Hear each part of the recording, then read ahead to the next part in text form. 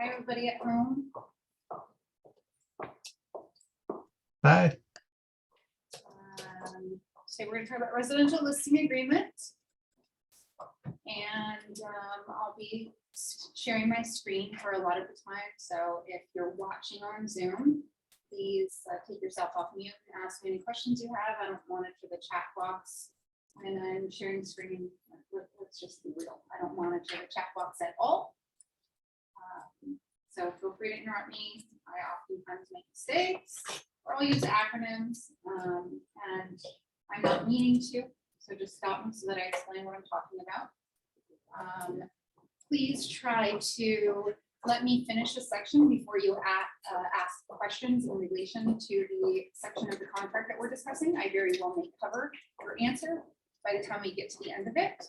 And if your question is not relevant to the section that we are discussing, please jot it down and you can ask me after we cover that section in the contract if I haven't already answered it, or if we don't cover it in class, you can answer or you can ask that question at the end of class so that we get through all the information we need to cover today. All right. For those of you in the mentorship program, if you haven't signed in, please make sure you sign in. I don't see a sign-in sheet here in the classroom. I'll try to remember to fix that. And also, there's a practice activity associated with this class to be performed with your mentor, and that is to write a mock listing agreement with your mentor posing as the seller. Now, you may or may not want to take this class more than once before attempting that practice activity, because really you should be pretty comfortable with the material so that you actually get what you need to out of that practice activity. All right. Okay, with that being said, unless there are any questions, I'm going to go ahead and screen share the listing agreement.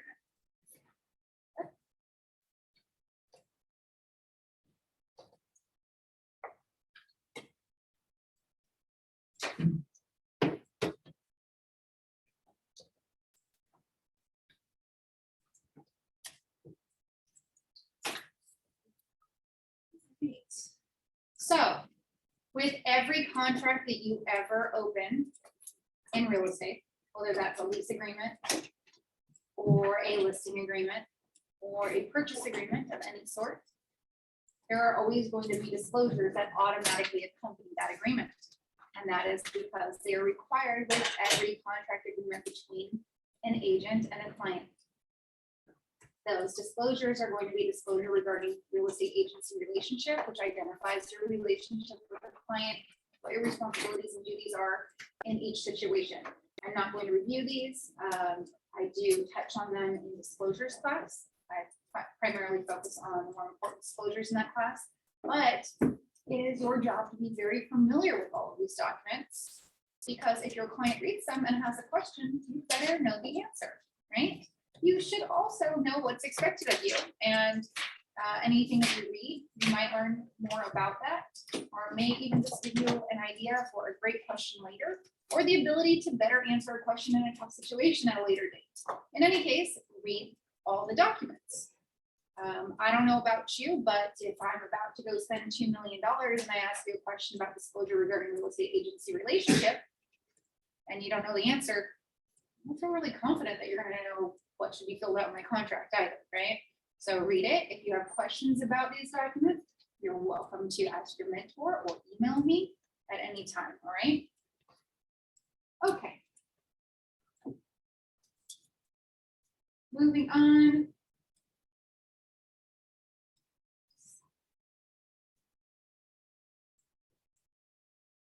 Yeah, fair housing and discrimination advisory. It's exactly what it sounds like. It goes over federally protected classes who cannot be discriminated against in real estate transaction. Maybe I am just really fortunate. I haven't had much issue with this. I do occasionally run into something that violates some of this. Typically in leases, a lot of times I'll have a landlord who's like, oh, I really don't want anyone with kids in there because they're going to mess my house up. That's familial discrimination, and I don't tell them, oh my gosh, don't say that to me. I'm like, oh, so I can't discriminate based on familial status. It's a protected class. However, I give you an application for anyone who is interested in leasing your property, which will list all proposed occupants. You can choose not to move forward with an application for any reason. You do not have to give me that reason. Do you understand? Right. They understand. What did they ask? Most of them are like, oh, oops, sorry. Yeah. Yeah. What did they call you and ask you why didn't you give it? So I was very qualified and I had. I'm sorry, it's not up to me. I submitted all of the applications to my client and they told me who they wanted to move forward with. I don't have to give a reason. This is not a lending institution. There is no federal law that says that a landlord has to give a reason that they have declined to move forward with an applicant. You know, and if, versus telling people no, I will simply say something like, no, I'm sorry, there was just something more attractive about another applicant's package. Good luck to you. Really, I want to stay out of that conversation. I want nothing to do with it on either side. None of my business on purpose. All right. Most discrimination, I think, by our clients in this business is accidental, even by agents. Like you'll see MLS descriptions that says, you know, 2 minutes walk from blah, blah, blah. Well, the ability to walk falls under just people with disabilities. So that's a protected class. So every time you see something like that in an MLS description, that's not legal. It is violating federal fair housing law. You can flag it on the MLS if you really hate that agent. It's a joke, guys. I'm not serious. They won't know who though. It is anonymous.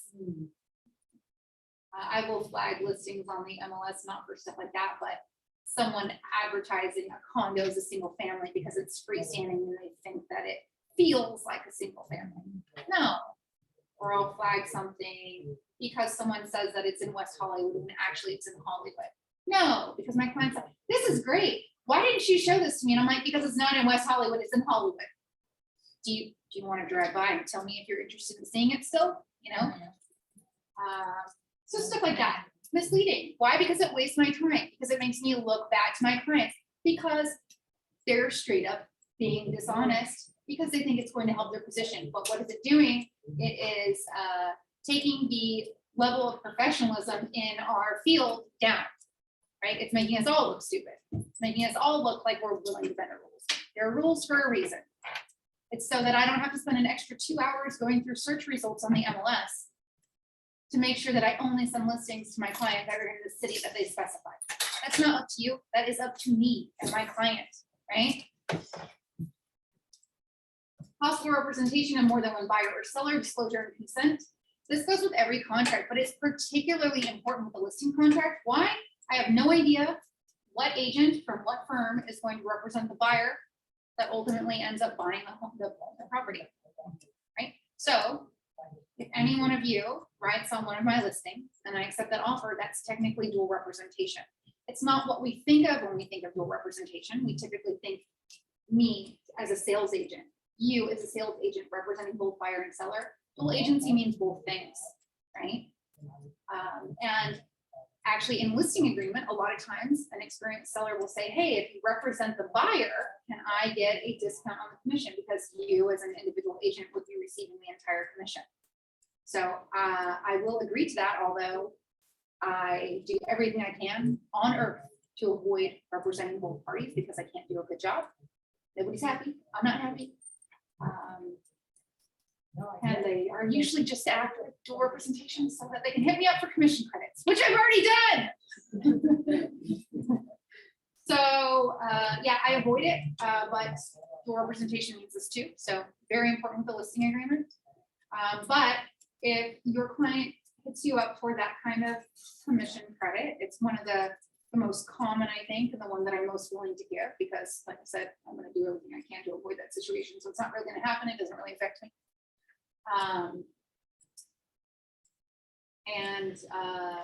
I'll be specific about the language in the listing contract saying that if I, as a salesperson, provide dual representation to both the buyer and the seller personally, I will provide that discount, but I'm not giving them a discount if one of you writes on the listing.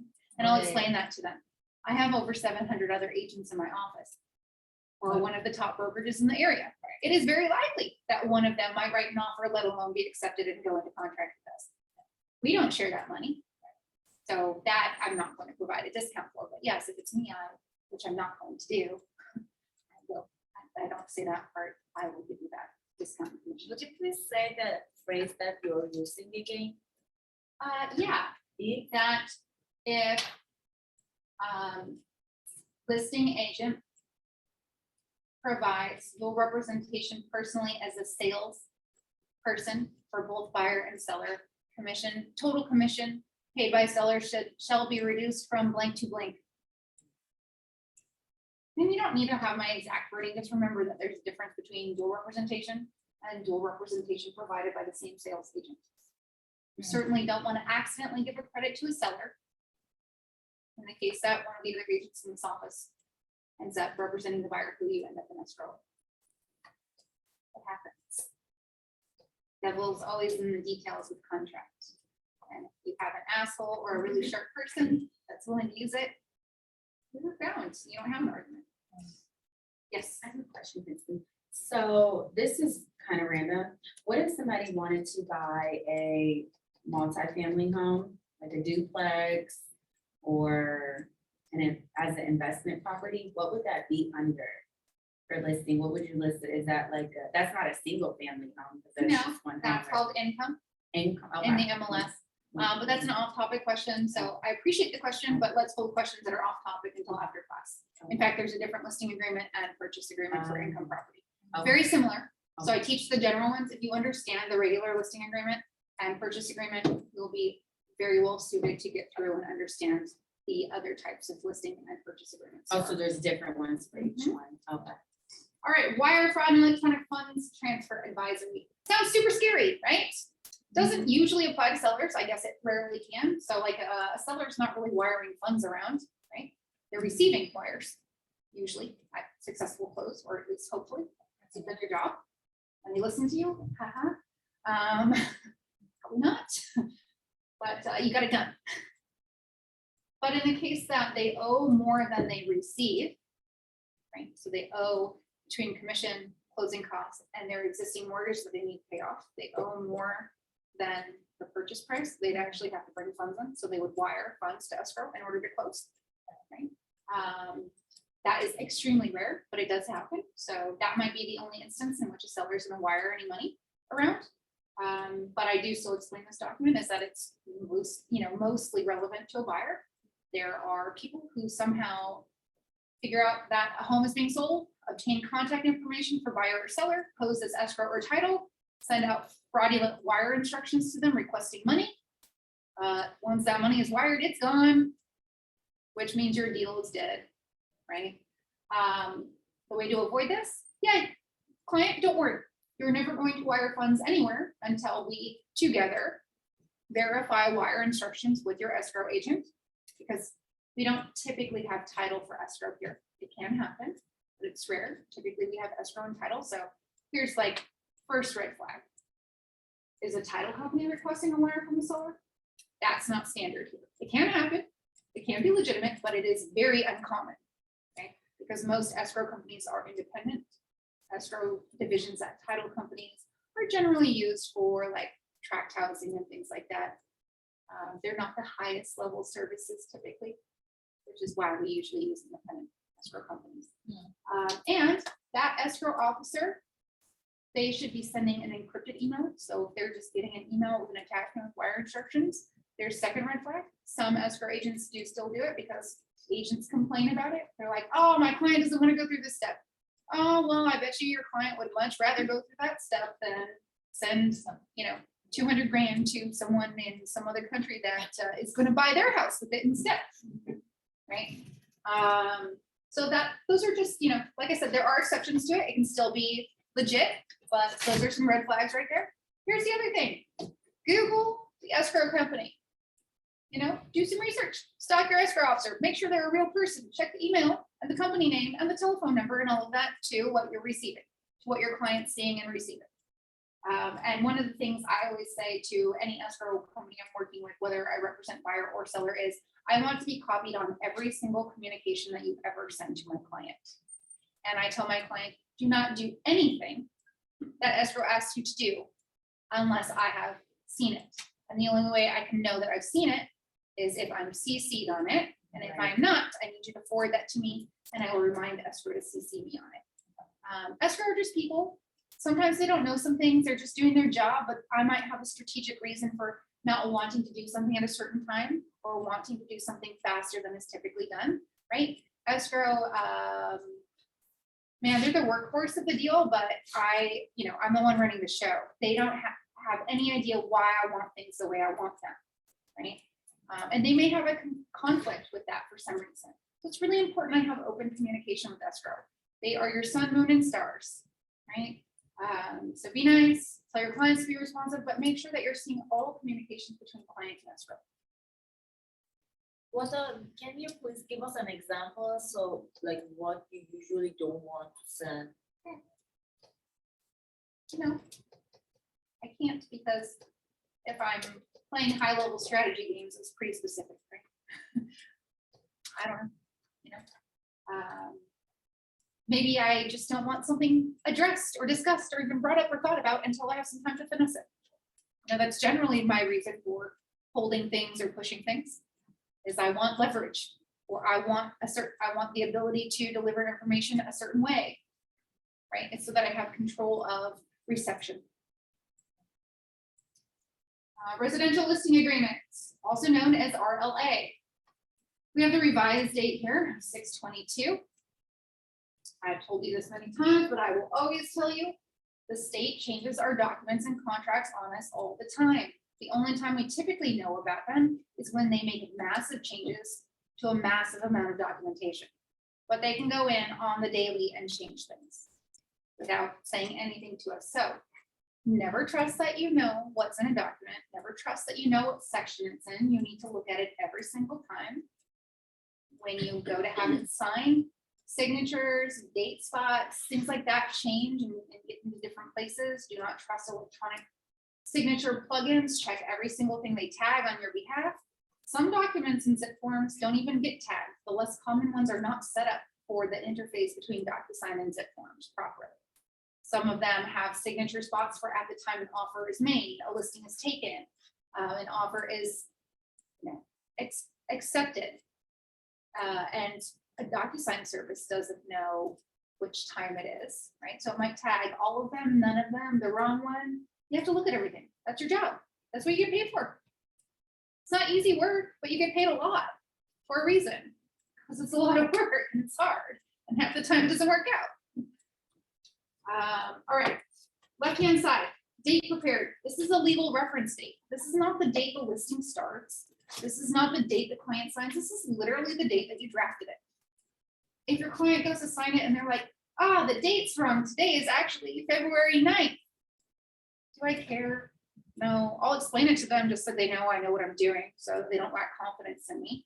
But if they're like, I just want it changed, I'm like, yeah, no problem. It doesn't, like, the second I changed the date on it, it was finished being prepared today, right?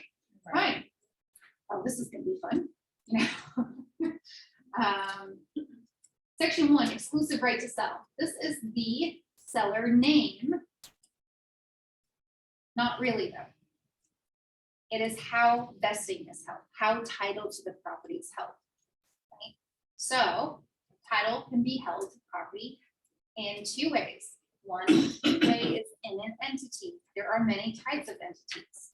One way is as natural people or person, and sometimes a combination of those. Sometimes a combination of a couple of entities and an individual person. People can own, small percentages in property. There are different ways to hold title. So it's really important that you don't take the seller name from the seller.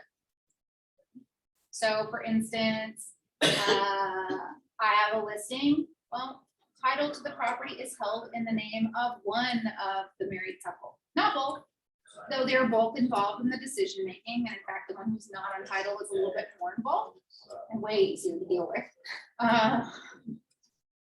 The only one who's signing my documents is the one on title, right? Is my contract valid if I have people on there that are not owners? That's questionable. I really need to have everything correct. The same person has the middle initial in their vesting. So if that middle initial is not there, technically it's not correct. Okay, so where do you get exact vesting? Because when you look at property records on the MLS, there's a limited amount of spaces. It's not accurate most of the time, particularly if it's a trust or another entity. Okay? And if there's a lot of owners, there's not enough space, they're not all really named. Sometimes it takes months for the county recorder's office to update those public records for us. So where can we get accurate vesting information? Really? Title company. That's right, your title rep or title software they give you. And again, don't look at the summary of the property profile. Look at the actual last deed. And yes, Prelim is the same as the title company? prelim comes from the title company and it will have the correct vesting in there, yes. Okay. So But it's prelim. most of the time you're drafting a listing agreement before you get to a point where you open a prelim. In fact, you should not open a prelim until your listing agreement is signed. Yeah, and the reason for that is because you can only have one title order open at a time. If it's on your listing, you have no business opening a title order. You can get a copy of the deed much more easily. What if yes. title's held under LLC?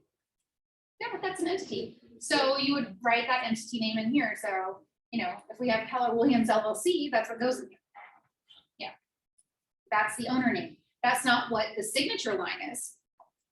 Right? Because there is no person with the name of Keller Williams LLC. An LLC will typically have a managing member or members. And we need documentation proving to us who has the authority to sign on behalf of the entity. Sometimes there's more than one person. We'll find this a lot. Like people will not mention more people that need to sign, or they'll think more people need to sign than they need to. So you get this from the last deed. You can really impress your title rep by saying, hey, I'd like a copy of legal investing, please. Right? It's the same thing. They're going to give you a recorded deed. What is legal description? Well, legal description sounds something like this. It's, you know, lot 14 of block 9 of tract, you know, could be a name or a number, located in the city of. And that is the part that I care about, what city it says. Because we have so many areas around us that are actually legally another city, particularly LA. Okay, and every city can have different transfer requirements in a real estate transaction. And LA and Beverly Hills and a lot of the cities around us do have more and individual requirements than the state does. So super important, right? If I list something in Hollywood, and I think Hollywood's its own city, I might not be ordering the certificate of compliance and Los Angeles 9A building report that's required for all LA sales. And if, you know, the escrow officer doesn't catch me or doesn't know because they're out of area, and if other agents inexperienced or experienced and out of area, we're not going to catch it, and it might delay my close 2 weeks, which could kill a deal, which also is what? An error. It's an error, right? Can that error cause cancellation? Yeah. At a minimum, it's going to cause a lot of displeasure. So, sorry, I'm asking this, but how can, like, same as me, I never list, I will mostly represent buyers. Let's say I'm working in whole LA, Mhm. let's say, but maybe I have something in, some listing in Santa Monica, maybe Mesa. From where, from like the checklist that Brian has, I can check the list. No. How can I understand? If you have questions about specific city requirements, a fantastic resource is an escrow officer in the area. But anything in the general LA area, any escrow officer who has any experience is going to know what those transfer requirements are. We have Pele in our office. If you need to know if there is anything special, go and ask her. If you have someone that you work with already, they'll know. Yeah.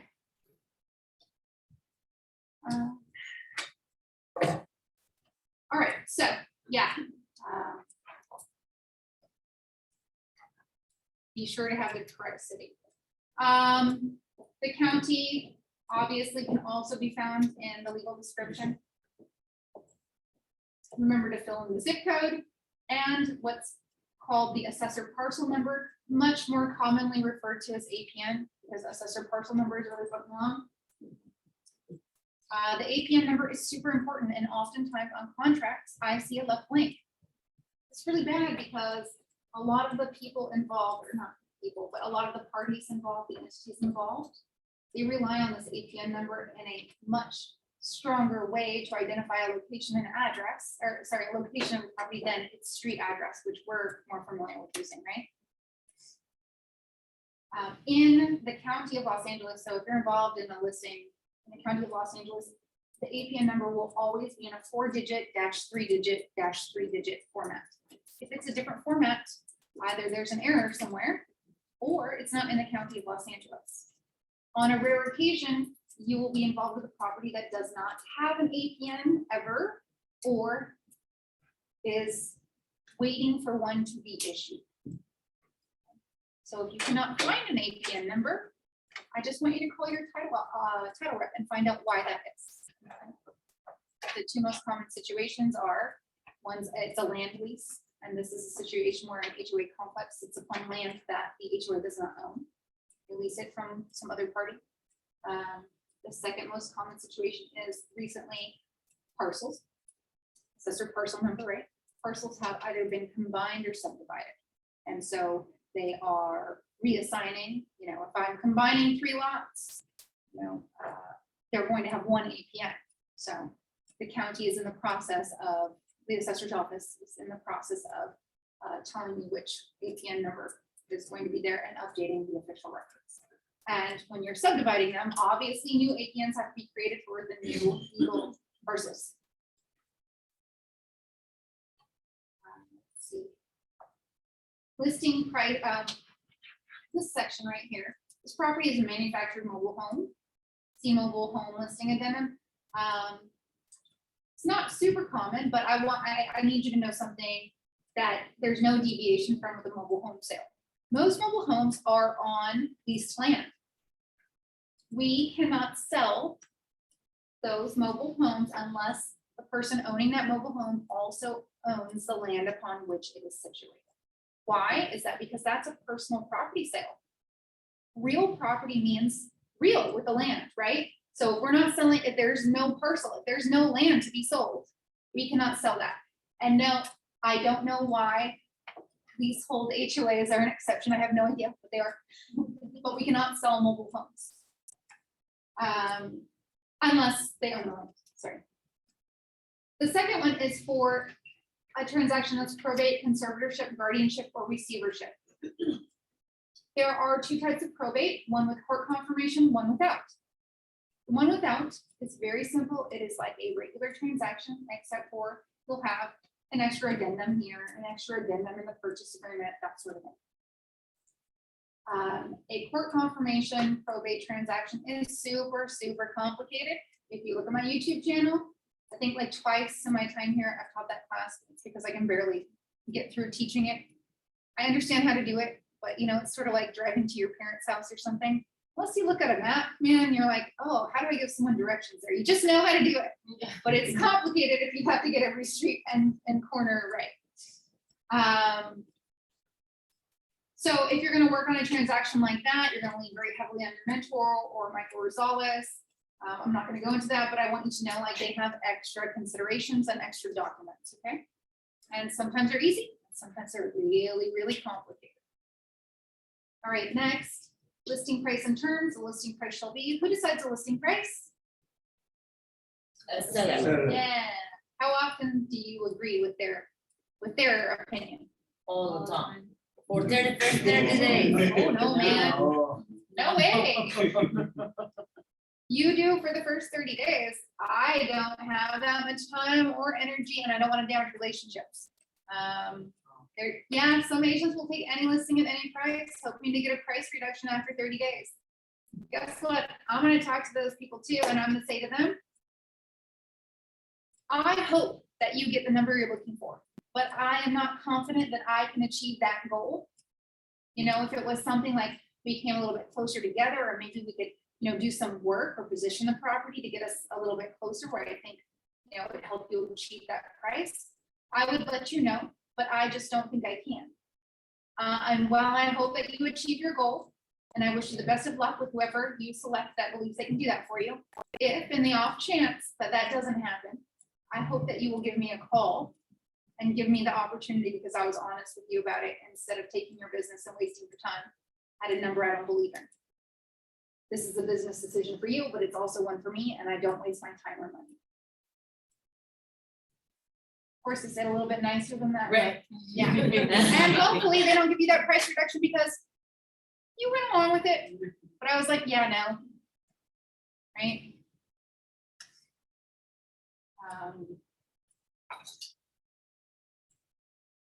Yeah, it's kind of like telemarketers. I'm like, thank you and good luck, but no thank you.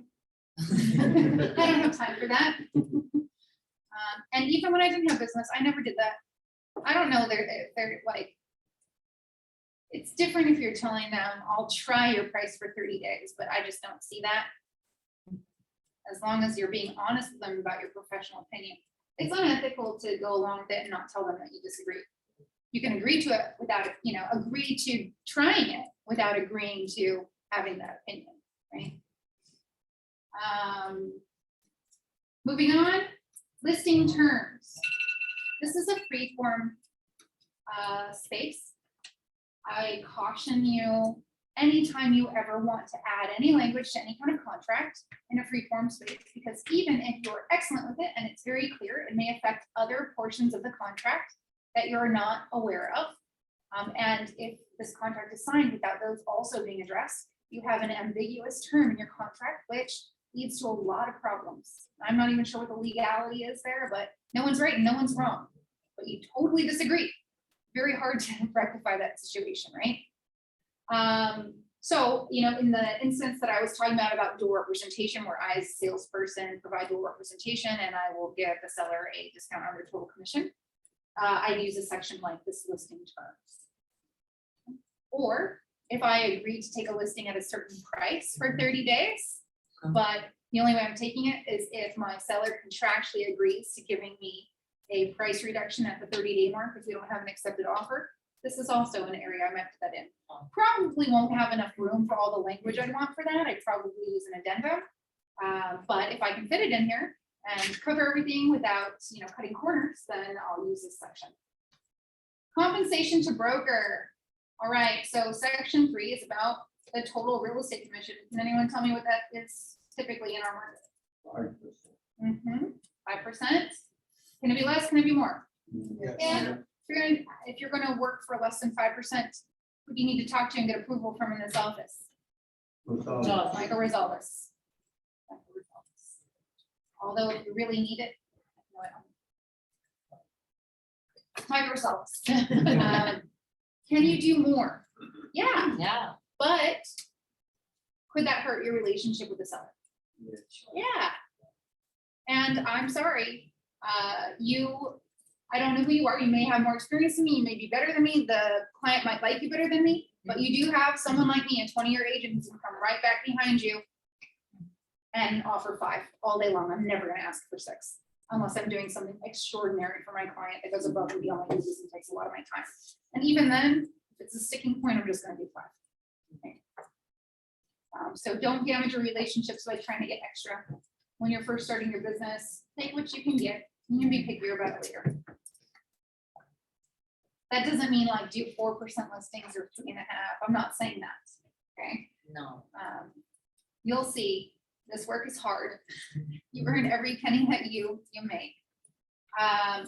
The second section is for a finite commission price. We don't use this method in real estate, and I believe that you would need to obtain Michael Rosales' permission for this, because our liability as agents and at brokerage is based upon the entire purchase price.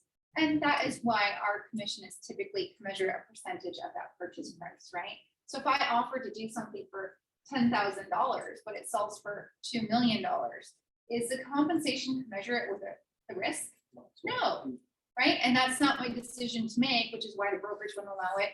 I'm sure if you talk to my results and it was a reasonable number, or that it was a reasonable reason, that could possibly happen, but that's not up to us, that's up to him. Right? Section 3A1, sorry, 3A2. Well, Yeah, 3A1. So technically, if you have a listing agreement with terms and you receive an offer that meets all of those terms, but the seller chooses not to take it, you're technically entitled to the commission, even if it doesn't sell. I've never seen an agent enforce this. I don't know how you'd stay in business. I don't think the client would ever use you again in your life, but you are actually entitled to it. And I don't like this section because a lot of the times I employ strategy to purposely underprice property if my seller agrees to it, so that we can hopefully get more interest, multiple offers, and a better price than we were aiming for, with leverage and backup offers. But if I exercised 3A1 clause, that would mean that, if I told my client, let's price at 1.8, even though I believe your home is worth 2, let's see if we can't get that 2.1, right? That would mean that if I got a 1.8 offer and all the terms exactly the way the seller said they wanted them, technically that seller needs to pay me if they choose not to take that offer. We don't do that because who is ever going to work with you again? Right. Although I have seen instances where a seller changed their mind about wanting to sell and they've done everything in their power to try to not make that transaction close. I still didn't see anyone stick them for commission. I think the buyer sued them, obviously, and I think the court made them for sale with damages to the buyer, but agents got paid at that point, but agents suing clients when there's no sale that's taken place, that's really bad precedence. It's not going to help you. If you don't have a super valid reason, even if you're in the right, that's just not the way to go. It's a relationships and reputation business. And do you think that seller is really going to tell the truth about why you're suing them? Probably not. Probably not. They're going to be like, can you believe my agent? Section 3A2, this is referred to as the exclusions clause. And what it says here is, seller, if I physically showed or a party that was interested physically entered the property during the time I had it listed, I kept track of those names and I gave you a copy of the list of those names prior to the cancellation or expiration of our contract. And those people or someone affiliated with them comes back and buys it within whatever time frame has been written into here on the contract, I am owed the commission for that. And that is so that people can't cancel, cut us out, go around us, and try to save that money. And it does happen, and it happens on accident sometimes. And it happens, this is why chasing expired listings can be super risky. It's because if that previous listing agent gave an exclusions list to that client, who's now your client, and maybe they give you the price reduction. Well, maybe a buyer that liked the house but wasn't comfortable with that price comes in now. Technically, you should be out of the transaction. Former listing agent steps in, they get all the money. You're out the time and money you put into it. That's not usually what happens. Usually the agents talk and their brokers will talk and they'll work something out, maybe where they share. And most of the time the seller doesn't want to work with their old listing agent. That's why they've moved on, right? Seller's not usually open. It wasn't the agent's here. Couldn't be the price. It couldn't be the house. It had to be the listing agent's fault that it didn't sell, right? Sometimes that's true. Sometimes that's not true. But that's why we usually work it out, is because, yeah, am I entitled to everything? Does the contract say I step back in? It does.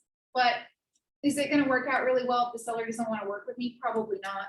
So I need that other agent to be the working agent, but I'm going to take part of that commission, usually half and half.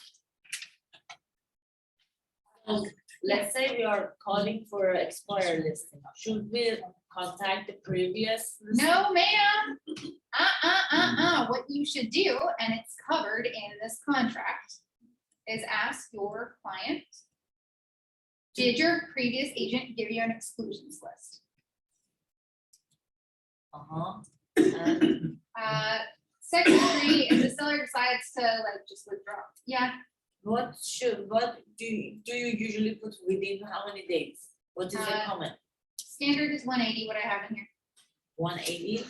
Yeah, Does that number need to be agreed upon with you and the buyer, or- absolutely. Everything in this contract has to be agreed upon between you and the seller. Do I have sellers who disagree with this? Yes. The shortest I'm willing to do is 90 days. Honestly, though, I haven't had to deal with this because I don't take listings that are overpriced unless I have contractual clause for a built-in price reduction. And I just don't work on shit that I don't think I can do. Why? I don't want a listing that I don't think I can sell. And you can tell pretty like right off if the seller is reasonable, movable, coachable, if they listen to your advice, if they look at facts. You know, like I'm not trying to persuade anyone. I'm trying to get them to see actual information. If I don't know, I'm okay with saying I don't know. There'll be some properties that you can't really value. It's really hard to give an actual value to. There just aren't relevant comps. Or there aren't any even slightly recent relevant comps, right? That's very hard to deal with. So evaluating a price is not an exact science. It never will be. Some are easier than others, but I don't do things that I genuinely don't think I can do.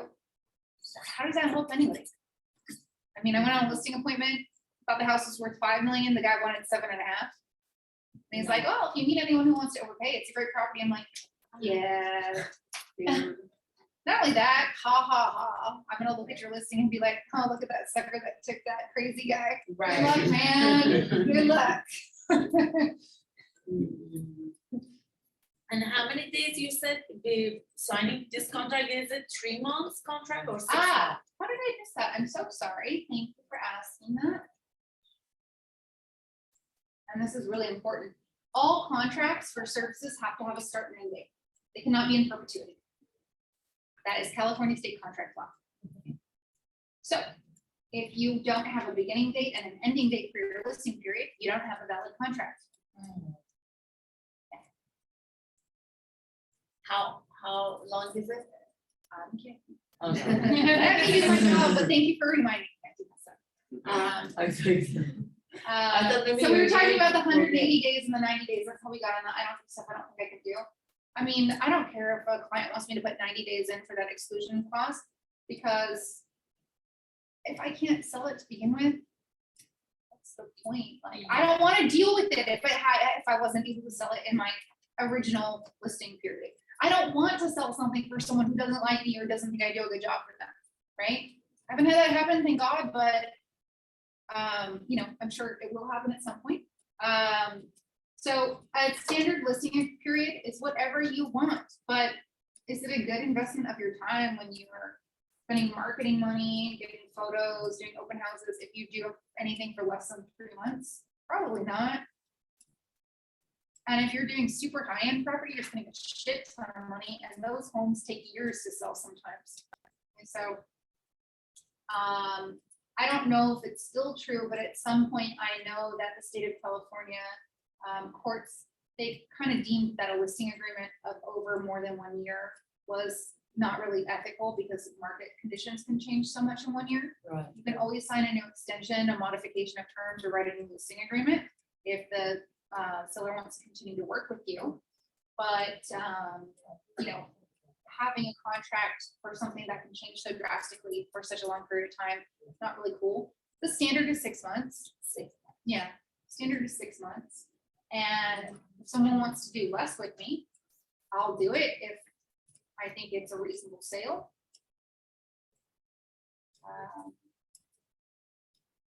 Am I going to do less than 3 months? Not unless that seller is basically agreeing to list it at all the terms that I want to work with. In a hot market, I didn't care. If I didn't sell it in 3 months, I wasn't going to sell it. If I didn't sell it in 1 month, I wasn't going to sell it. In a more normal market, stuff can sit on the market for a couple months, especially if the seller wants more money for it than what comps are showing and what buyers believe it's worth, right? And chasing the market down just takes more time. You just don't have as many eyes on it. People are like, ooh, bright, new and shiny. Oh, been on the market 60 days, something's wrong. Let's pass on that one. It's not as high of a priority. People don't understand the subconscious psychology that goes with stale listings, even if there's a price reduction. So yeah, 3 to 6 months, I'd say is standard. The more expensive the list price is, the longer it's going to take to sell. Typically, why? We just don't have that many people with that much money in the world, right? So it's going to sit longer. And more than 1 year, not really. It's frowned upon. It may not even be legit. I don't know, but you can't sell something in 1 year, man. You should probably you need to get a price reduction, or your seller's crazy. Yeah. after you've signed the listing agreement, do you have a set date wherein you're going back to your seller saying, hey, we've got to do a price reduction? Is it 30 days, 45? You can 60? contractually set one. I don't know how enforceable that is, but I think that your client would believe it's enforceable if it's in the contract.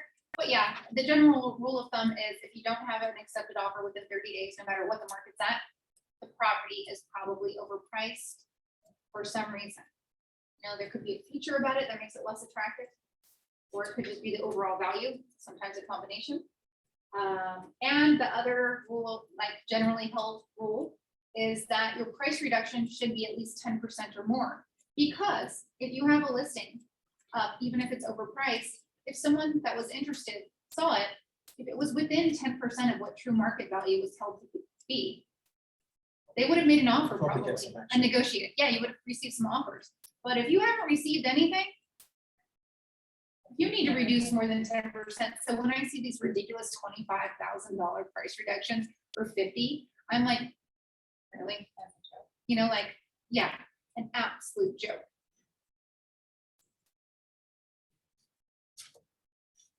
Yeah. See an $8 million property with a, $40,000 price reduction. I'm like, are you fucking joking me? How You're much paying price attention over reduction? here? 40. 40,000 Yeah. out of 8 million? Yeah. 8 million. Yeah. So, yeah, 10%, man.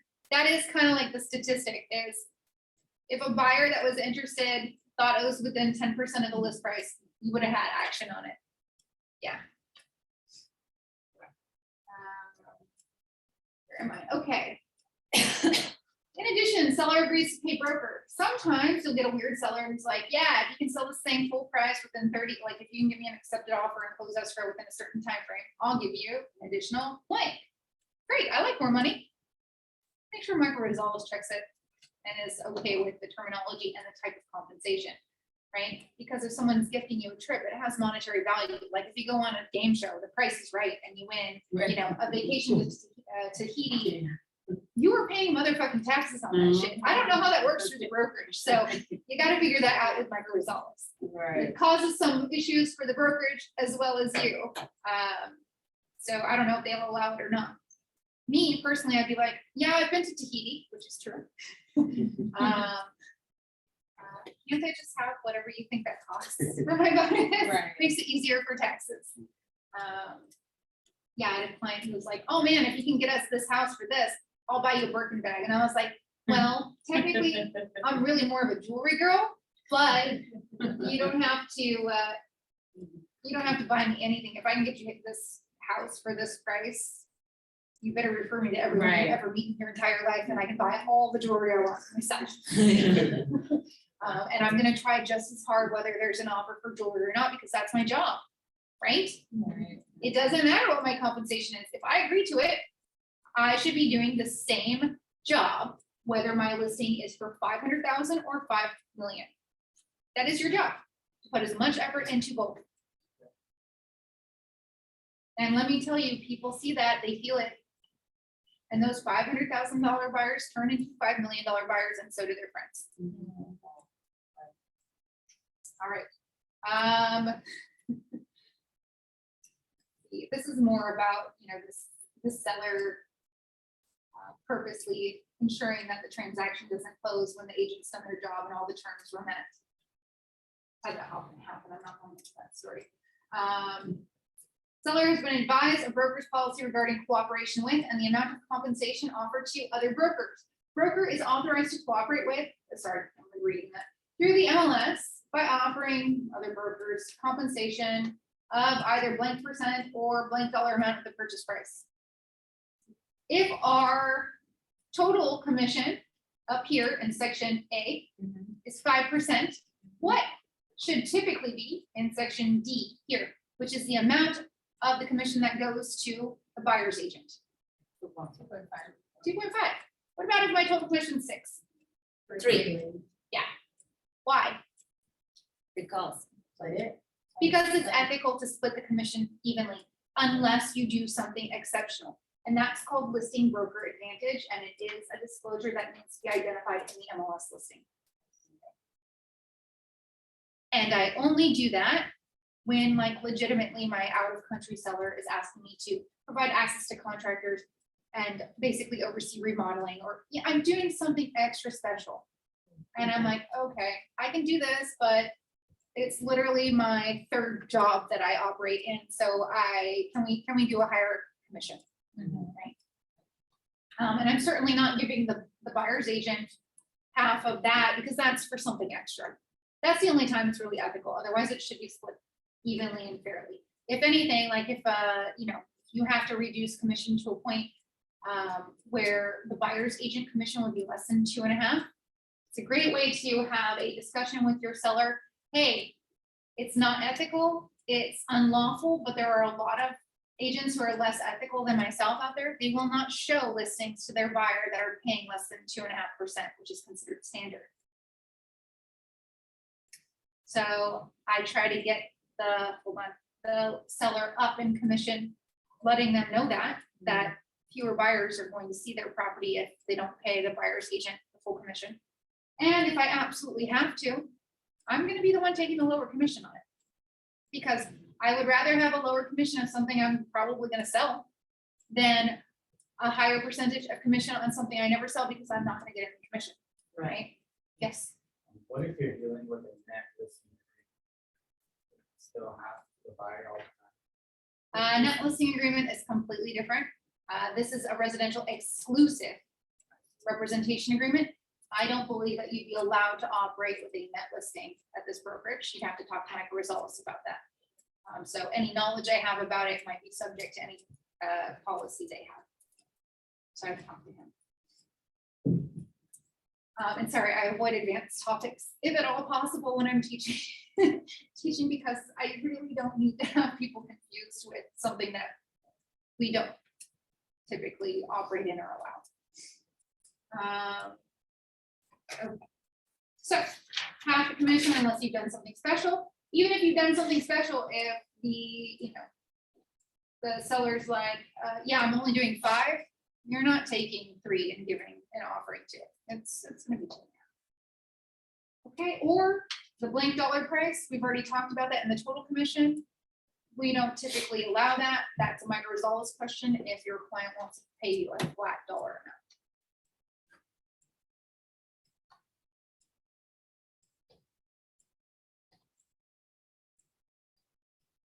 Okay. Seller represents that seller has not previously entered into a listing agreement with another broker regarding the property unless specified it follows. This is where, particularly on expired listings, you start getting into those questions about exclusions lists and things like that. So in the contract, you're asking your seller, who was your property previously listed, if anyone? And if so, the second, if so, do you have obligation to pay compensation to that broker if any particular entity or individual purchases it?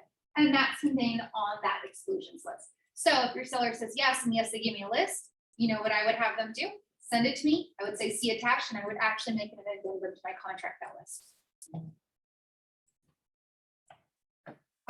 See if the property is sold to anyone listed above during the time the seller is obligated to compensate another broker, that's me, is not entitled under this agreement, and broker is not obligated to represent seller. So in that exclusions list situation, someone comes in and makes an offer. Seller doesn't have to pay me, but I am not obligated to represent them, obviously. Why would I be obligated to represent them if I am not entitled to any money? But like I said, most of the time, the relationship with the seller and that previous agent who is due the commission, it's got some issues. So most of the time you'll work it out to where you'll still provide the representation, but you're going to pay out the other agents as well. Not always, but that's typically how we resolve it. Right? So if you have a listing, there's a good reason to ask the name of every buyer that has shown the property. There's also a fantastic reason to make everyone who visits your open house sign in, isn't there? Mm-hmm. Items included and excluded. So this is the listing agreement. This is not an agreement between buyer and seller that happens in the purchase agreement. So this is more in here so that you have the very, very necessary discussion with your seller of letting them know what is legally included with a property sale By legal definition, that is anything that is permanently affixed to a property. And finding out if they want anything different from that, right? Things that are not permanently attached, but are very commonly included with a property sale are appliances. Why? Because they fit in that space. A lot of times they're actually built in, even though they're not permanently affixed, right? Tesla Sometimes, charger. Huh? Tesla charger yeah, it's permanently fixed. It's mounted on the wall. is fixed. If it's a fix, I mean, there's the traveling charger, right? It depends. No, Just use the definition. And you know what? If you're ever in doubt, even if you're not in doubt, but you feel like anyone else may be, what's the solution? Put it in fucking writing and be clear. Right. Yeah, reiterate it. Make it idiot proof. There'll still be idiots that fuck it up. People will still mess it up. People will misinterpret it because they want to. It will happen. So make it clear as day in your contract. However, the whole point of this is, this section in the contract is so that you know what the seller wants, okay? It is not binding upon the buyer. It doesn't matter if it's in your listing agreement. It doesn't matter if it's on the MLS. It doesn't matter if it's on the flyer that you give everyone. It doesn't matter if you told the buyer you end up in contract with and they verbally agreed. It doesn't matter if you told their agent and they verbally agreed.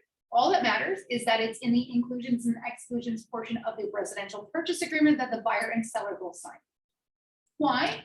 Well, because what's here, the buyer hasn't agreed to, and can the seller change their mind? Yeah, if I've got a rock star offer and the buyers want my washer and dryer and that's a sticking point for them, fucking take it and give me the money. Yes, I don't care what was in the listing contract. They can have it because they offered 15,000 more.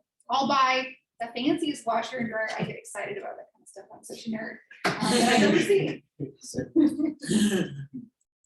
Anything to make folding clothes less horrible, right? Leased or owned items. All right, so this is uncommon, but when there's a leased item, it's something usually like a solar panel or really fancy water filtration system or something like that. It is permanently affixed to the property, right? So by legal definition, it's included. However, the seller doesn't own it, so they cannot include something they do not own. And the companies that have leased this item to the seller will do one of two things. They will either demand payment in full so that the seller does own it and can transfer it as part of the property to the new buyer, or they will transfer the lease to the new owner, the buyer.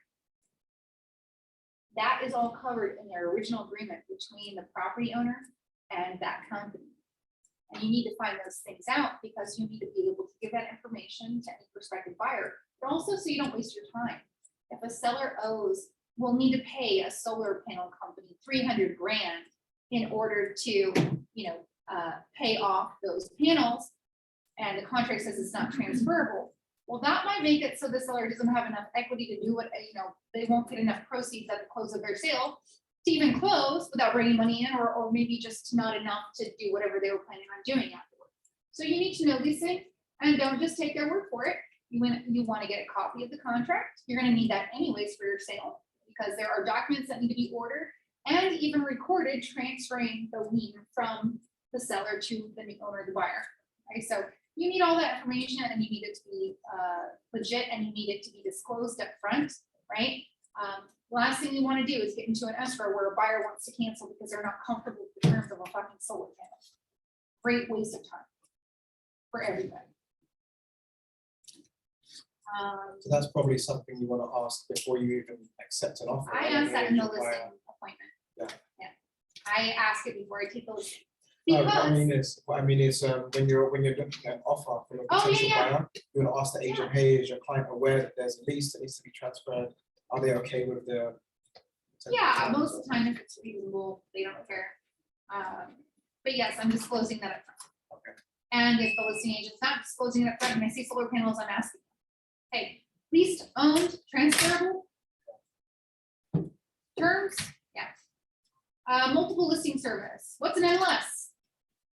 It's where we post all of our properties for sale. It's also where we gather information about listings and past sales so that we can project value for property in the case where we're advising a buyer an offer price or a seller a price at which they can sell, right? There are different MLSs. Not all MLSs cooperate.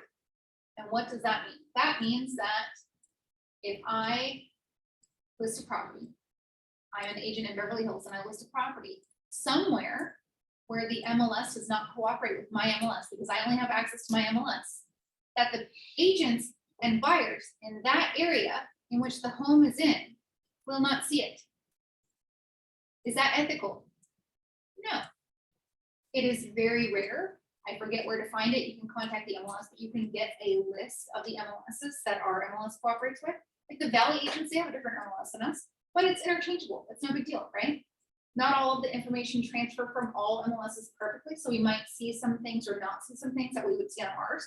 Ours is really advanced. Basically, like the region we work in, San Francisco and us, we're way, way ahead as far as standards and information than other areas, right? I grew up in South Bay. It's kind of a joke sometimes. I'm like, what? I don't understand what they get paid for. I need to move back there because I'll just like kill it like so hard. And I'm like, oh, I don't want to move back there. So it won't always transfer perfect, but most of the time our MLS does cooperate and everyone in that area will see the listing on their MLS. And this is very important for you to know. I've actually received a co-listing in Beverly Hills from an agent that was in the Valley because I don't think they knew how to properly explain this term of the contract to their client. There was no difference for the client whatsoever if I was involved or not, but they insisted that a Beverly Hills agent, and I was lucky enough to be that agent, was involved because the first listing agent was not, his primary MLS was not the Beverly Hills, Greater Los Angeles area. It was a Valley. No difference. Don't be that agent. Don't give me half of your money for free. They're going to see it the same. Now, on the flip side, I had a client here. I sold this house.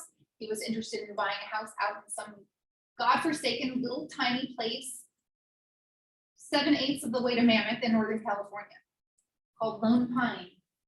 And I said, well, you know, I'm really not able to drive up there and provide the right services, but I can interview agents for you and select one for you that I think will suit you well since we work together well.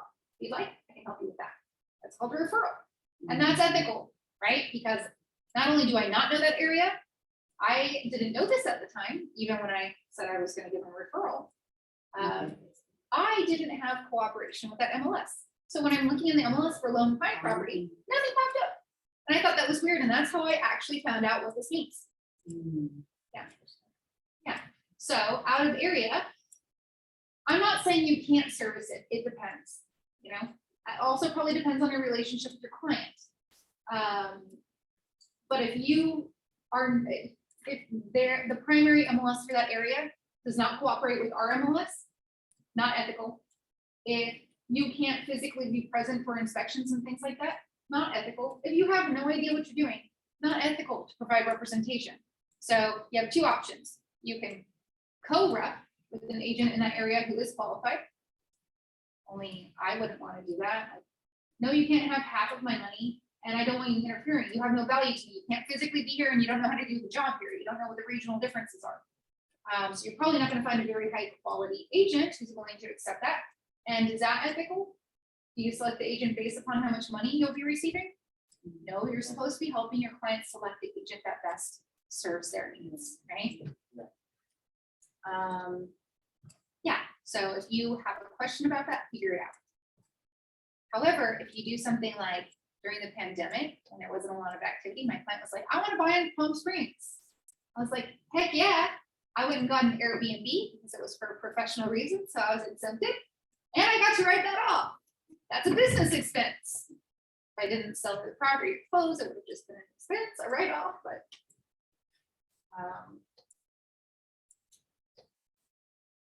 so under section C, it asks what our MLS is. Ours is CLAW, all uppercase.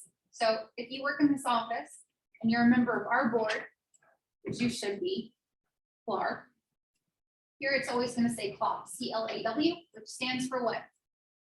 Combined Los Angeles and West Side. Benefits of using the MLS. So this section explains to a seller why they should use the MLS and go publicly list their property. And what happens, what the impact could be if they choose not to. So I haven't really spoken about this yet. There's two sections of the listing contract that I can discuss this, but remember we talked about our listing start date and end date? There is a rule, and I can't remember if it's 2 or 3 days, but there is a rule that says we must put the property onto the MLS with at least one photo. I think it's within 2 days. I don't know if it's a business or calendar. I'll tell you why I don't care and I don't know in a second, because I have a trick for that. You have a rule, you're forced to put that up on the market.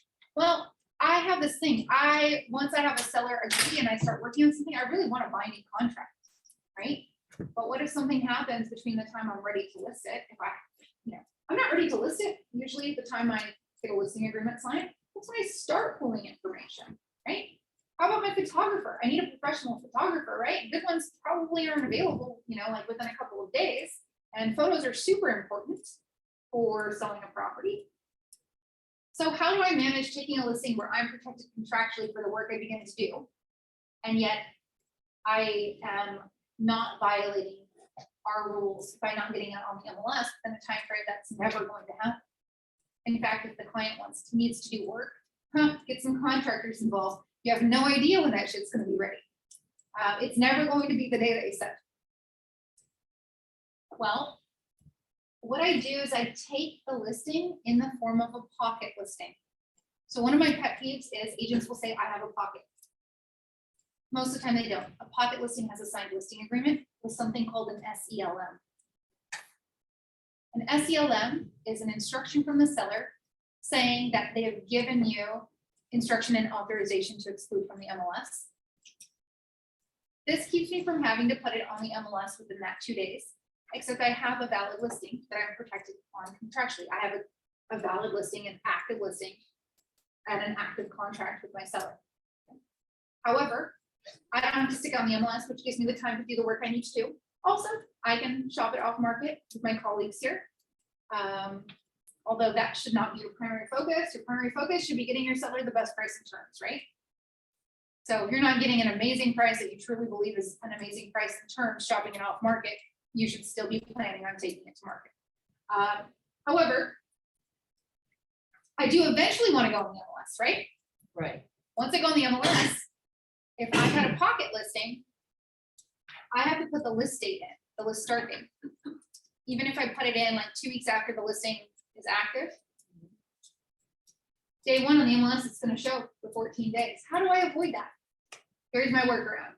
I take the listing as a pocket listing, and as soon as I know when I'm actually ready to go on the MLS, I draft what's called a modification of existing terms, deleting the SELM in its entirety and revising the listing period to start on, and what date? Guess what date? The date I'm ready to go on the MLS. So I show 0 days on market. I have a valid contract prior to MLS entry, and I have a valid brand new listing on the day of MLS entry. And this is how I protect my client and myself, and I position them in the best light possible. What was the name of that document to delete the previous? Modification of existing terms. They change it oftentimes too. It might be modification of listing now. Keyword is modification. Yeah. Type that in the search bar and you'll see what's there, read what's there. What's the difference with this one? SELM and this one? SELM is the instruction to exclude from the MLS. Oh, that's it. And that's what makes a listing a pocket listing. Yeah, these fuckers running around saying, I have a pocket that don't have a signed So listing agreement, you don't sign have a that, pocket listing. so you sign that SELM first and then you do the modification. Yeah. After you're ready to put on the. When I know what day I'm ready to put it on the MLS. Yeah. And then it goes on the MLS with perfect verbiage, the best photos, like the best strategy I can employ. Yes. What is SBL stand for? Seller instruction to exclude from the multiple listing service.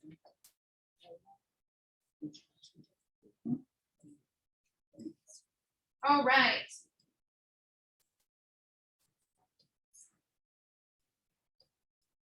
Public marketing of property, clear cooperation policy.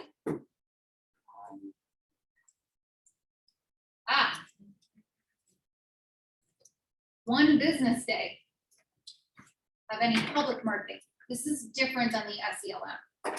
So when you have a pocket, there's still regulations in what you can do to advertise it. That regulation is that you can only shop it to other real estate professionals or individual people that you know. You cannot post it on social media. It cannot be publicly posted. Why? Because it cuts out other agents from having the opportunity to bring an offer, which also potentially creates an ethical issue for you and the seller. It creates a competition that could potentially get the seller better price and terms, right?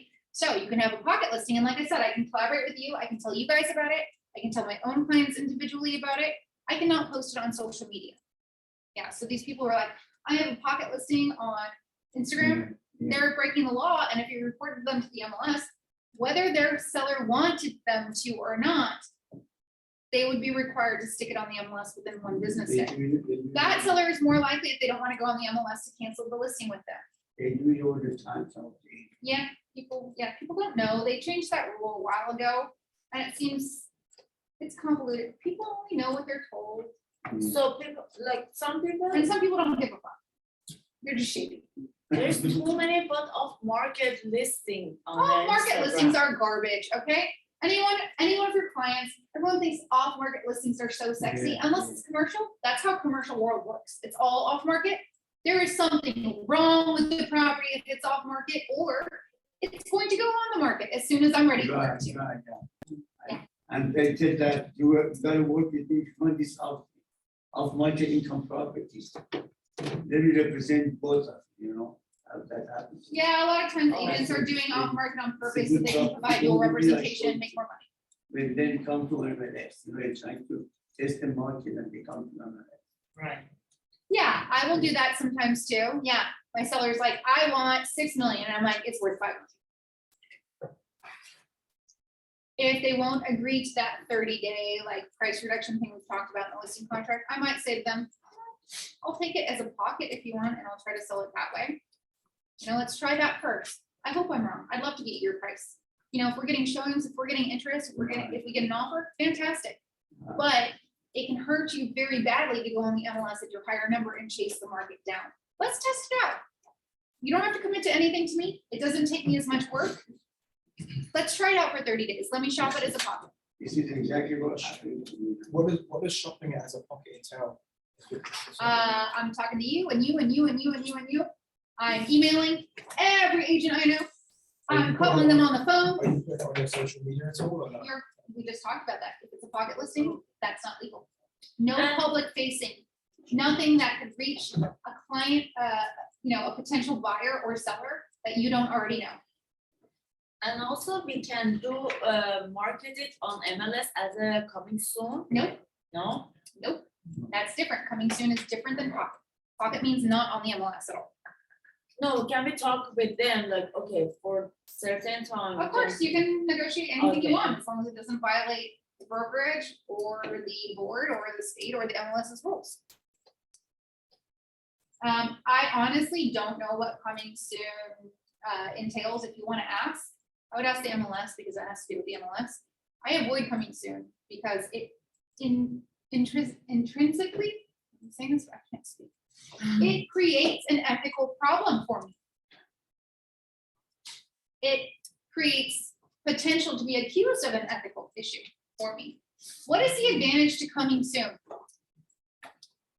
I don't see one. No, it's the advantage is saying like to see how much exactly does it cost if say you just told me like they want. No, 600. coming soon is gonna hurt you too because it's publicly listed that price. No, you know what, you know who coming soon helps? Those shady ass agents who want to represent the buyer too, because I put it, you know, a shady ass agent puts coming soon. I call them to schedule a time for my client to get it in order to see it. They say, no, it's just coming soon. But a buyer calls them. They're getting that buyer in. Right. So I don't see any advantage to coming soon. You know, to build what, anticipation for buyer? No, man, you put on coming soon 3 weeks before a property's ready for a buyer to see. They've already moved on and they've forgotten. No, That doesn't because- help a seller. Coming soon does not help a seller. But I have seen this set. I was working for one coming soon as a buyer's agent, okay? And I We saw. can argue about this after class. I'm gonna move on. Okay. Seller instructs broker.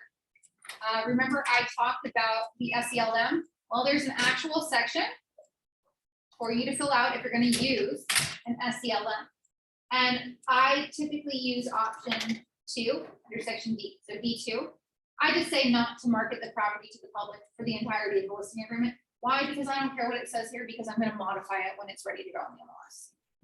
Okay, if you're taking a true pocket listing, choosing between section D1 and 2 may make a big difference to them.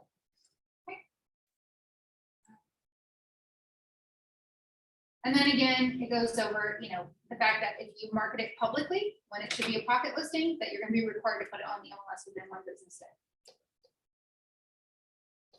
Fair cooperation doesn't apply. That means I don't have to give fair advantage to other agents.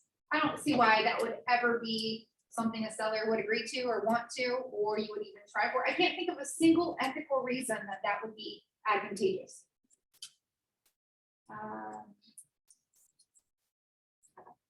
MLS data on the internet, so you'll have sellers sometimes who want complete privacy. Well, if you want to sell your home, you need people to see it. People are only going to see it if it goes on the MLS, and there's public records all over the place. And on the MLS, what's the number one thing that gets people through the door that results in offers is what? Photos, right? So I don't know, this whole section goes through, that a property address, that photos, like all of that's gonna be all over the internet in the world. You're gonna get automated estimates of value that you might not agree with. An estimate, a Zillow, as estimate is never something that has any weight ever. Any of those automated estimates on any of those websites, they're all based on algorithms based on specs, right? Square footage and specs are often wrong on public records, even if they're permitted in the home. So you have inaccuracies there. And then there is no qualitative filter in an algorithm, right? It is numbers. So 2 homes that were built by the same developer that have exactly all the same square footage and specs and lot size, well, they're both 50 years old. One is completely original. No one's ever updated anything, even if they've taken good care of it. And one has been completely gutted and remodeled, and every finished surface is to current trend and brand new. Are they worth the same thing? No, but Zillow thinks they are. Why? Because they don't see that. They don't look at that. It's not a human being making that value. It's an algorithm. So there's no weight to that. Some clients are very upset at seeing the estimates of their property. Some are overly excited and they're like, but Zillow says my property's worth $1 million more. And I'm like, well, Zillow doesn't know that you live next to an old folks home 2 doors in from the 101 freeway and back up to a large condo complex. Which is, remember why we were able to get you the house you wanted in your price range after we've been looking for a year and couldn't find it. It was to your advantage then, and it is to your disadvantage at time of sale. There's factors that those automated systems do not account for. And at least in California, that's why I don't believe that my job will ever be taken over by a system, by one of those bargain basement, like purple bricks bullshit. That's never gonna happen. Maybe out in tract housing land, I don't know, but not here. Okay, broker and seller duties and responsibilities. Sorry, up here, seller representations. Basically, the seller is bound to giving you truthful information. If they don't actually own the property, if they have pending lawsuits, all of that, they're obligated to tell you because you're entering into contract with them too. This is a business decision for you as well. And then broker and seller's duties. I'm not going to read this out. I'm not going to read this in class, but it's pretty fucking common sense. You've actually got to put in the time and do, like try to sell the house, Right. show it, hold an open house, make sure you have professional photos, reasonably competent effort to sell a home. Okay. This means no cell phone photos, guys. This means, you can't not show the house because you have another job. Dude, we all have other shit we have to do. It doesn't even matter if this is the only thing you do. You're never going to be able to do everything you need to do this job. So what is my advice? What do I always tell you? You need, you need fucking friends in this office who give a shit about you, and you need to care about them and cover them too. And pay them when necessary. Yeah, you need that. Let's see. The section C here, buyer supplemental offer letters. So the state has not made it illegal, but they are trying to discourage buyers from writing what we call love letters to the seller. So it's like a cutesy little letter from the buyer to the seller saying, oh, seller, we love your house. You've clearly so lovingly maintained it. Let me tell you about what my dream world looks like in your house. It's gonna turn my family into the perfect family, and we will honor and cherish it forever, right? We will not tear it down, even though that's probably a lie, right? They want to take it down. I pray on it every day. Yeah, I pray that this home is one day ours. Right? Why is the state discouraging this? Because a lot of times, the buyers are going to include a cutesy little photo and divulge personal information about themselves that could lead to discrimination in some way. Right. Yeah. You know what? They don't. Maybe again, I'm lucky or I'm naive or both. I have never had a seller who gives a fuck. He's like, who's giving me the best price in terms? Oh, if they're the same, you know what? This person wrote a better offer. You like their agent better. It's a cute little family. This one's a developer. Let's go with the cute little family. Or maybe they're like, nah, the developer's cash. Nobody's, you know, like, is that discrimination on familial status? Absolutely. But who's ever going to know unless I tell someone? And you know what? Great, because that developer client is probably gonna be a pain in the ass nightmare anyways. Whereas that sweet little buyer family is just so happy. No, I'm operating with discrimination, right? I didn't say that. I'm just like, here they are. I like them. I do, but anyways, you can only give them to the seller if you check this box. You have to ask the seller, do they want them? Yes. Automated estimation of value, I apologize. We already went over that, like estimates, bullshit. That's nothing, you don't check. You don't need to check anything. Yeah. Investigations and reports. Sometimes there is something very wrong with the property. And before I agree to list it, I want the seller to get it checked out so we can decide if it still makes it viable to sell that house, if we need to do repairs to sell that house, if we just need honest information so we can protect the seller's purchase price, and we'll adjust the list price to reflect the cost of those repairs. I don't make it part of a contract because I don't want the fucking listing unless we know what's going on if I'm that concerned about it. It has to be a massive concern where I feel like it's going to keep us from being able to sell this property. Okay. So yeah, there's no way I'm obligating the seller in a contract to do it within a certain amount of days. I'm just like, man, look, beautiful house. These things concern me, like to my naked, untrained eye. You have two options. You can chance it, but even if there's a real problem, the buyer's inspector and contractors could come in and they could really overinflate numbers for something that's valid. Maybe they don't, but it happens often. So why don't we see what's going on so we at least have, you know, an opinion that we believe is unbiased and accurate. So we know what we're up against and we can talk about how to strategically position you for best success, right? Maybe that's to repair it ahead of going to market or the other options we just discussed. So that's only if I'm seeing something really terrible. If it's all terrible, no inspections, you just offer it as basically a developer sale. It's all absolutely terrible. Which, by the way, is not lendable. It's called uninhabitable. So if you're missing floor and roof, you have no heating system, there's no working plumbing, a lender won't loan on that house. So you have to offer it as a cash loan.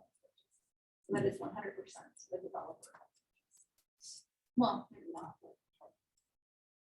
Yeah, same thing.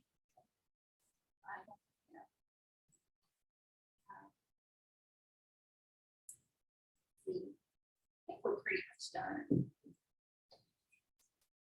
Yeah, this just goes over the disclosures that were at the beginning of the contract.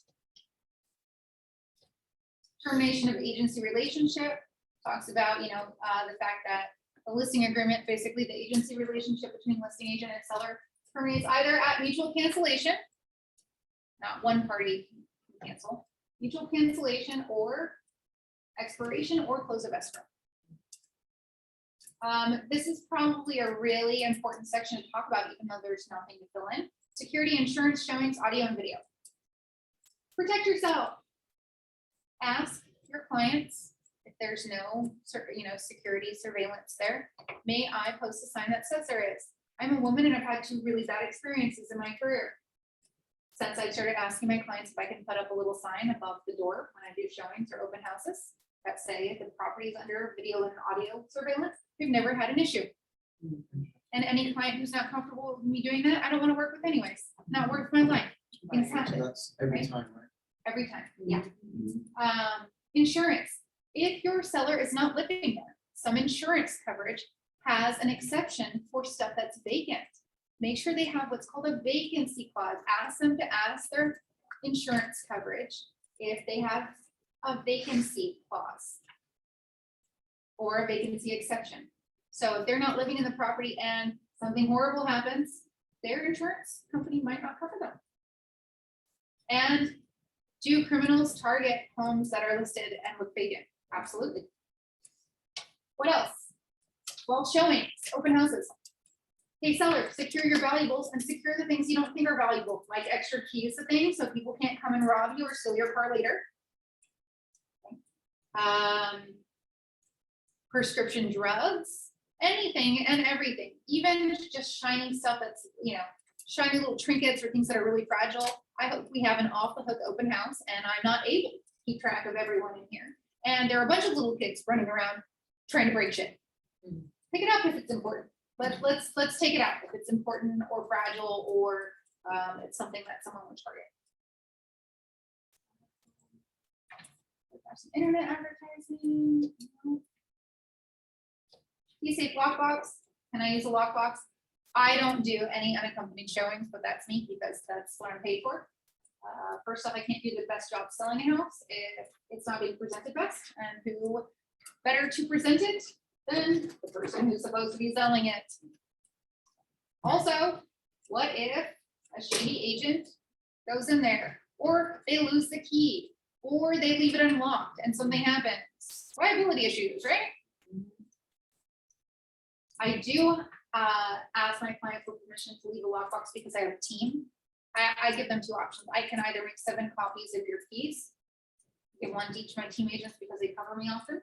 I can't be in that many places at once. Or I can make 2, keep one of myself and put one on a lockbox that's hidden, that is only for my team, that only my team will access. Also, when I have property photos taken for a listing, anyone that I plan on having covering me normally for showings or anything like that, I have them come to a photography appointment so they get to know the house. I tell my sellers, if you can be around, I'd love for you to be around so you're comfortable with people that will be coming and going from your home so you know who they are. And also so I have the opportunity to take my team agents or whoever it is covering me around and show them how I'd like the house to be shown, or for them to ask me questions, thinking as a buyer, so I can get the answer so we're all on the same page about how we want to position things. Sign, same thing with the sign. Just like a lockbox, a seller does not have to have a sign, though most of the time they want one. If it's an HOA complex, they don't always allow them. Some cities have regulations that a sign can't be our normal size, like Beverly Hills, you can only have like a sign this big, and they have a requirement for a permit sticker you get at the city that's good for 1 year. I don't know of any other city around here that has the permit thing. Tenant occupied property. So it says in here that it's the seller, not the listing agent, who's responsible for obtaining occupant's permission for entry.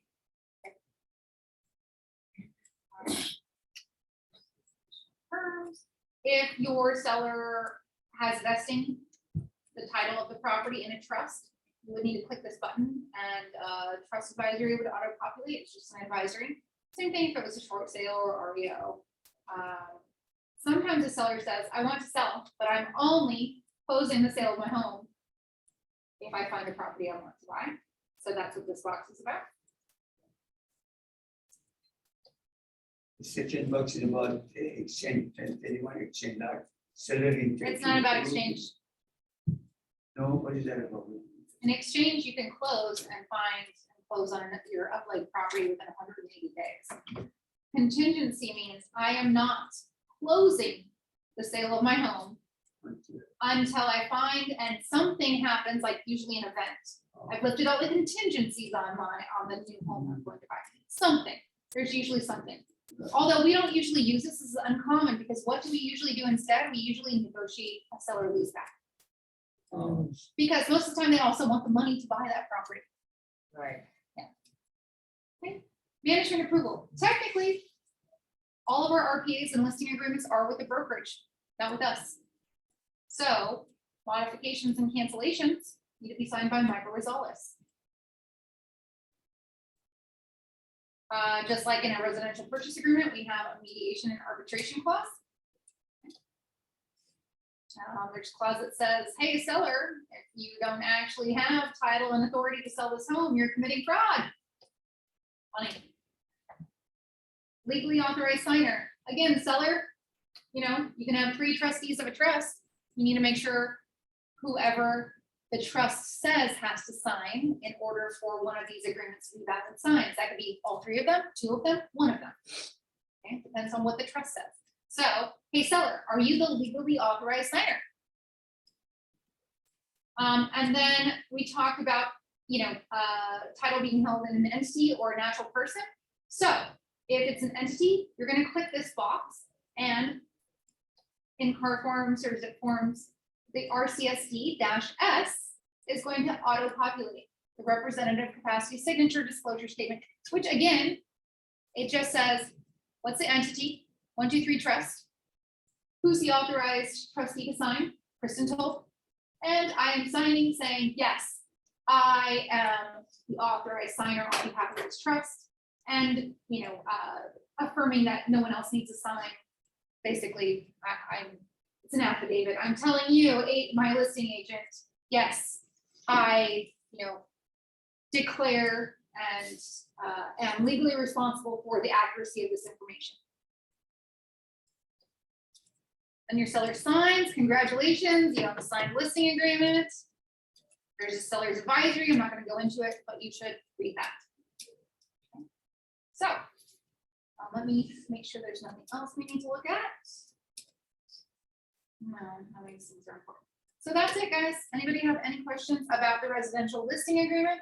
We can ask other questions after I end the class. Said that the name of the legally authorized sign is it husband and wife, you have to put. No, husband and wife is not a legally authorized signer. That's an owner, right? If they're entitled, that's who signs. Authorized signer means who has authority on behalf of an entity. So like an LLC, it's usually a managing member or more than one managing member. Or if it's a trust, it's a trustee or several trustees, right? Like that. Who they are and what their title is in relation to acting with authority on behalf of that entity. Anyone at home? Yes. For the APN, we were talking about it before, if they never have it and they're updating it, when they give it to you, do you have to go back and change that, or would you already? No, you can't alter a contract. Right. Once it's been signed. Uh-huh. What you would do is you would add probably an addendum or a modification. Although if you don't have an APN, it's probably not happening until escrow, so it's going to be part of your residential purchase agreement. Gotcha. Yeah. And amendments to. Well then, thanks guys. I hope you have a Thank you. fantastic weekend. Thank you. You're welcome. Where's the sign-in sheet? Is it up there? I don't know. It's